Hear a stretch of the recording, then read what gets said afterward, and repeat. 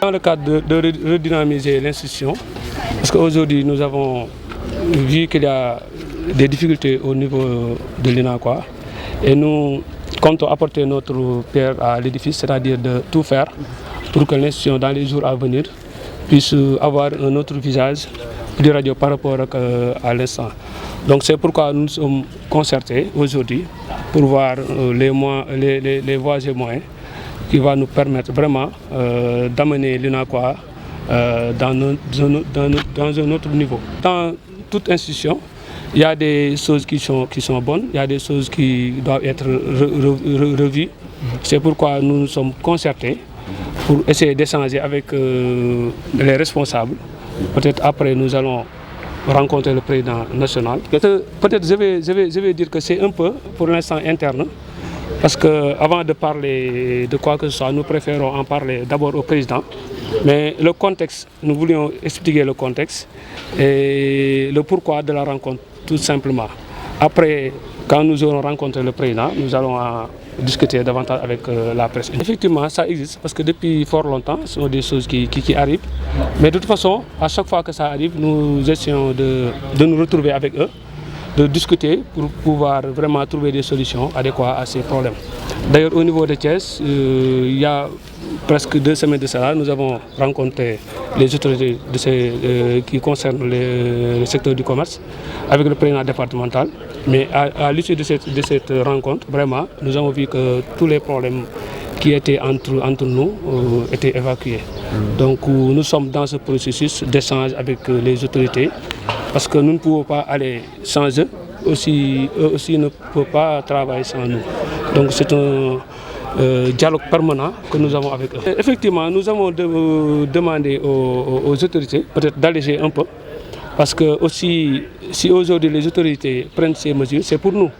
Parce qu'il y a une autre vague qui vient du moins, et que si nous ne prenons pas toutes les mesures, peut-être ça va aggraver la situation. Maintenant, il faut essayer de voir la réalité du Sénégal, parce que nous ne sommes pas des pays qui sont très développés, nous sommes un pays un peu sous-développé, et nous avons nos réalités. Donc c'est le moment de lancer un appel aux autorités pour qu'ils vraiment fassent des efforts, pour que les marchés déjà au niveau de Thiès qui sont fermés les dimanches, qu'ils essayent de trouver des solutions pour que ces marchés soient réouverts les dimanches. Et c'est la même façon au niveau d'autres régions. Donc maintenant, pour nos membres qui sont au Sénégal et la population d'une manière générale, nous lançons un appel pour leur dire que la deuxième vague est plus grave aujourd'hui que la première vague. Parce qu'avant-hier, j'ai discuté avec une personne qui est aux États-Unis. Il m'a dit que pour l'instant, il compte 3000 décès par jour. Donc c'est le moment de prendre les mesures et puis de se concentrer sur les mesures barrières. C'est pourquoi aujourd'hui, si vous voyez la salle, nous avons vraiment commencé par faire les mesures barrières, c'est-à-dire porter des masques, avoir du gel.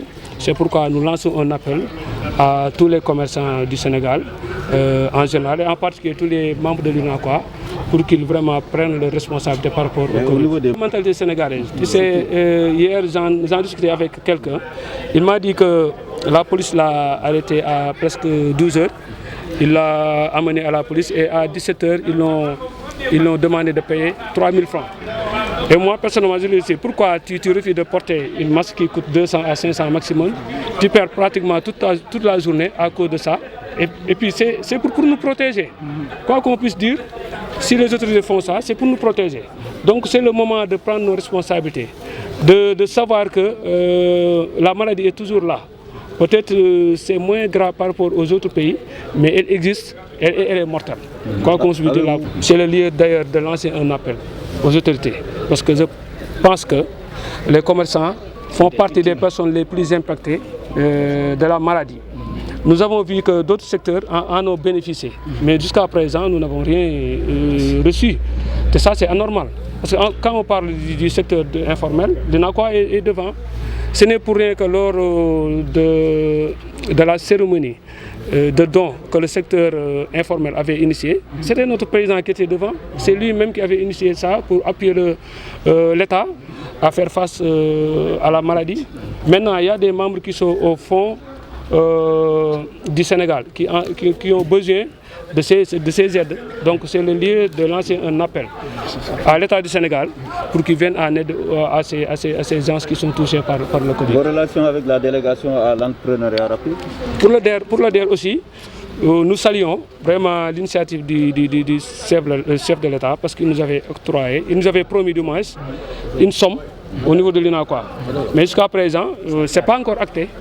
Et nous attendons toujours ce financement parce que nous sommes des jeunes, nous sommes des chefs de famille, nous sommes des jeunes entrepreneurs.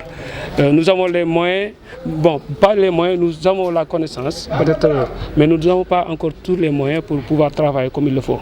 Donc c'est le lieu de lancer un appel à l'État du Sénégal à travers le DER pour qu'il nous vraiment finance pour que nous puissions mener nos activités comme il le faut. C'est un problème qui est récurrent, qui est constaté partout. Hein. Récemment, on a vu avec le marché Ocas de Touba et celui de Diourbel et de Kaolack. Donc c'est un phénomène. Donc ce que nous voulons, c'est que l'État prenne ses responsabilités. Parce que nous sommes des commerçants. À travers les mairies, c'est l'État qui gère les marchés. Donc c'est à eux de prendre leurs responsabilités. Deuxièmement, à chaque fois qu'il y a incendie, on nous déclare qu'il y a incendie tout court. Il n'y a jamais de suivi d'enquête. Et ça, c'est anormal. Parce qu'à chaque fois, on nous dit que c'est un court-circuit, quelque chose comme ça. Mais à chaque fois, ça reste comme ça. C'est le moment de pousser les enquêtes jusqu'au fond pour savoir réellement ce qui est à l'origine de ces incendies. Il y a des commerçants, pour vous dire la vérité, qui souscrivent à ces compagnies d'assurance. Mais la majorité des commerçants, pour vous dire la vérité, n'ont pas cette mentalité. Ça, c'est un problème aussi. Et ce qui justifie ça, c'est que nos assurances n'est pas du tout fiables à 100%. Aujourd'hui, si tu t'inscris à une compagnie d'assurance, si tu as un problème, ils vont te donner tes rendez-vous, des rendez-vous. Finalement, ça ne vaut pas la peine. Les procédures sont longues. Effectivement. C'est pourquoi il faut d'abord assainir le milieu des assurances pour pouvoir permettre aux commerçants vraiment d'avoir... Rien n'est possible. Dans la vie, rien n'est possible. Rien n'est impossible du moins. Mais nous préférons aller pas à pas. Ce qui est plus important aujourd'hui, c'est de pouvoir intégrer l'instance dirigeante petit à petit pour peut-être dans un futur essayer de gérer l'UNACOIS. Mais vu ce qui se passe actuellement, nous avons encore besoin des cadres. Peut-être que notre souhait, c'est d'intégrer le maximum de jeunes au niveau du bureau exécutif de l'UNACOIS pour vraiment essayer d'apprendre davantage. Mais nous avons un président vraiment formidable, un président qui est fiable à la personne de Idi Thiam. Et notre souhait, c'est de l'accompagner encore une fois. Mais si c'est possible, peut-être dans un avenir, peut-être un jeune pourra prendre les rênes de l'UNACOIS. Merci.